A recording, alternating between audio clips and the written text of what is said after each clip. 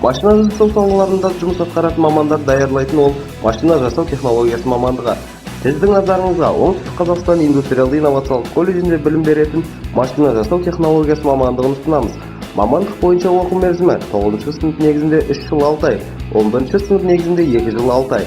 Машина жасау технологиясы мамандығы техник-механик, техник-технолог біліктіліктері бойынша маман даярлайды. Колледжімізде мамандарды сапалы дайындауды қамтамасыз ету үшін мықты материалдық қор құрылған. Сабақтар қазіргі уақытта оқыту құралдарымен, соның ішінде есептеу техникасымен жабдықтандырылған, мамандандырылған аудиториялар мен зертханаларда өткізіледі. Біздің мамандар қазіргі Шымкент және Түркістан облыстарының өнеркәсібінде зор сұранысқа ие.